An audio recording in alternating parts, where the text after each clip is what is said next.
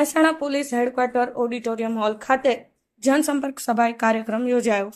કાર્યક્રમમાં મહેસાણા જિલ્લામાં રોજિંદા ધંધો કરી રોજગારી મેળવતા લોકો તથા અલગ અલગ બેંકોના પ્રતિનિધિઓની ઉપસ્થિતિમાં જેવા વ્યાજ દ્વારા સરળતાથી ધિરાણ આપી રોજગારી શરૂ કરી શકશે તે ઉદ્દેશથી કાર્યક્રમનું આયોજન કરવામાં આવ્યું। ગુજરાત નાણાધિકાર અધિનિયમ 2024 અન્વયે વ્યાજખોરો વિરુદ્ધ જનજાગૃતિ લાવવા મહેસાણા જિલ્લા પોલીસ દ્વારા આયોજિત જનસંપર્ક સભાનું આયોજન કરવામાં આવ્યું।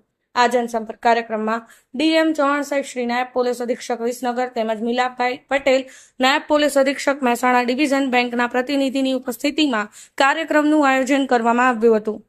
કનકસિંહ રાજપૂત, પાટણ ન્યૂઝ 24 મહેસાણા।